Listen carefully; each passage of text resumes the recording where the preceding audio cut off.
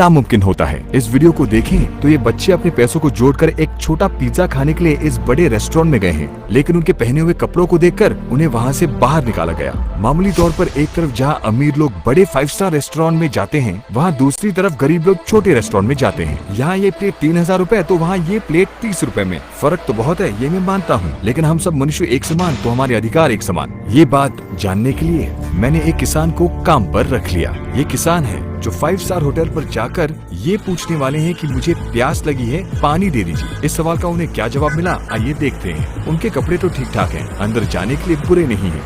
Water, पानी चाहिए। पीने का पानी नहीं है। पानी पीने के लिए। उधर अच्छे दुकान और अच्छे होटल है, उधर तक जाना है क्या? हाँ। पानी। सभी ने उन्हें बाहर छोटे दुकानों से पानी खरीदने को कहा। मिलेगा? पीने के लिए क्या? इधर लो। 15 5 स्टार होटल जाकर देखे। नहीं सर, कोई नहीं दिया।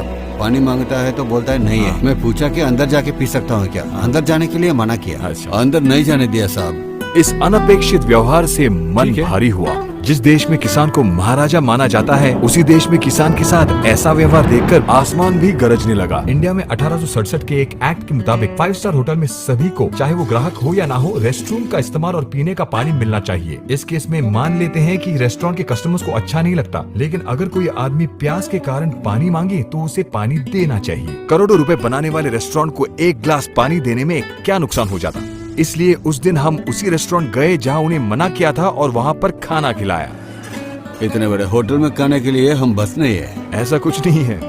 हाँ, पहले हमको पैसा चाहिए ना साहब। मैं रेस्टोरेंट उन्हें ले तो गया, लेकिन ऐसा करने के बाद भी मुझे थोड़ा सा भी सेटिस्फैक्शन नहीं मिला। उसी दिन मैंने अपने आप से एक वादा किया कि 5 स्टार होटल मिडिल क्लास या गरीबों के लिए नहीं होता। उनके इस गलत सोच को मिटाकर मैं ये साबित करूंगा। तो हम जो भी करें उसका परिणाम बहुत बड़ा होना चाहिए। अच्छा, होटल के अंदर नहीं आने दिया तो क्या हुआ, हम एक फ्री का 5 स्टार होटल खोलेंगे और काम शुरू हो गया। इस फ्री 5 स्टार होटल को शुरू करने के लिए हमारा साथ कौन देगा, ये जानने के लिए हमने शहर के सारे बड़े 5 स्टार रेस्टोरेंट से बात की। हमने एक होटल से दूसरे होटल जाकर बात की। Camera is not allowed here. यहाँ एक साधारण आदमी को 5 स्टार होटल में जाना कभी भी वर्जित ना हो, इसके लिए हमारा संदेश सबको जोर से सुनाई और दिखाई देना चाहिए। उसके लिए यकीनन एक साधारण 5 स्टार होटल नहीं चलेगा, यकीनन बड़ा और स्पेशल होना चाहिए। मैं ढूंढता रहा, दिन गुजरते रहे, लेकिन मेरी इस खोज के दौरान मैंने एक बड़े ऐतिहासिक 5 स्टार होटल को देखा और उसका नाम था फलकनामा पैलेस। यहाँ पहले से अपॉइंटमेंट के बिना कोई अंदर तक नहीं जा सकता, चाहे जितने भी पैसे हो उन्हें कोई फर्क नहीं पड़ता। बुकिंग ना होने की वजह से मुझे भी अंदर आने नहीं दिया, लेकिन मैंने भी इधर उधर फोन करके दाखिला पा लिया। इसके बाद मेरी सोच को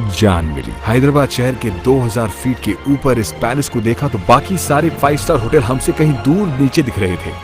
दुनिया के सबसे बड़े 100 5 स्टार होटल्स में से ये भी एक है। इतने दिन से जो हम ढूंढ रहे थे वो यही जगह है, लेकिन यहाँ पर रूल्स बहुत हैं। तो मैंने इस पैलेस के बारे में जानने के लिए वहाँ पर एक्सपर्ट से चुपके से मिलने लगा।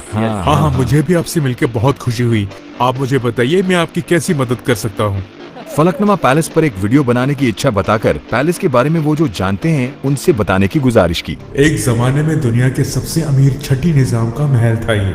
उसके बाद जब इस देश को आजादी मिली तब से यहाँ कोई नहीं रहता। फिर एक बड़े निर्वाहन ने उस निजाम से इस महल को 30 साल के लीज पर लिया। हजारों करोड़ रुपए खर्चा करके इस 5 स्टार होटल को बनाया। इस जगह में हर कदम पर आपको सैकड़ों बरसों की ऐतिहासिक कहानी मिलेगी और इसीलिए साधारण 5 स्टार होटल्स के मुकाबले यहाँ सभी चीजें 10 गुना महंगी हैं। हमारे संदेश को इस जगह का इतिहास ताकत देगा। ऐसे ही बातचीत में मैंने उनसे पूछा कि हम कहां पर एक फ्री का 5 स्टार होटल खोल सकते हैं। तब हम पहुंचे 101 डाइनिंग हॉल पर। 19वीं शताब्दी के इस अद्भुत महल में 101 मेहमानों को बिठाकर भोजन कराने का दुनिया में ये सबसे बड़ा डाइनिंग हॉल है।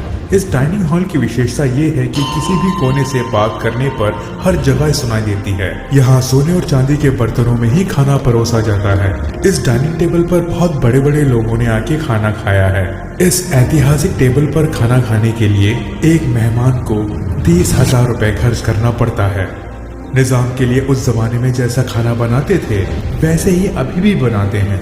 भारत के सबसे पहले राष्ट्रपति से लेकर आज के प्रधानमंत्री तक जैसे बड़े लोगों ने यहाँ पर खाना खाया है, क्योंकि एक आम आदमी को यहाँ बुक करके उस कुर्सी पर बैठकर खाना खाने के लिए खर्चा करना सामान्य बात नहीं है। लेकिन मैं नामुमकिन को मुमकिन बनाने वालों में से हूँ, ये वो नहीं जानते। अगर हमने इसी टेबल पर समाज में जिन लोगों को गरीब माना जाता है उन्हें यहाँ पर बिठाकर खाना दिया तो हम सबकी भूख हम सबको एक जैसा देखना चाहिए। ये सबको दिखा सकते हैं। आपसे मिलने का मौका जो मुझे मिला, मुझे बहुत खुशी हुई। आप जो सोच रहे हैं वो बहुत बड़ी बात है और मेरे दिल से शुभकामनाएं हैं। उनसे मिलने के बाद फिर से मैं एक अपॉइंटमेंट लेकर पैलेस के अंदर गया। इस बार मैंने सब चीजों को ध्यान से देखा। 101 डाइनिंग हॉल को बुक करने की योजना मैंने सेल्स मैनेजर को बताया। हमारे प्रस्ताव को मैंने रखा। उन्होंने सिर्फ एक सवाल किया, सर क्या मैं जान सकता हूँ कि आप किस तरह का इवेंट कर रहे हैं? मुझे पहले से पता था कि वो क्या पूछेंगे। आप किस तरह का इवेंट करने वाले हैं वो आपसे जरूर पूछेंगी, और अगर आप ये कहें कि आप गरीब लोगों को लाकर वीडियो लेने वाले हैं तो वो नहीं मानेंगी।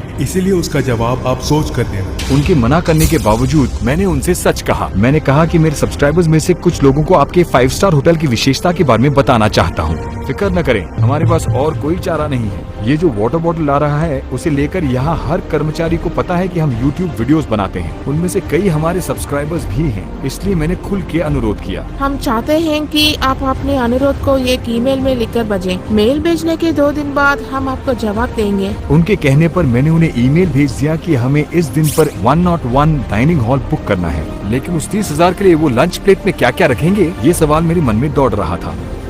इसलिए उसी शाम फलकनामा पैलेस के एक रेस्टोरेंट में जाकर 5,000 रुपए के स्नैक्स ऑर्डर करके प्लान को आगे बढ़ाने के हिंट का और उनके जवाब का इंतजार किया। वो बच्चे मुंबई महाराष्ट्र में हैं, ये पता लग गया है अब उन सर। 3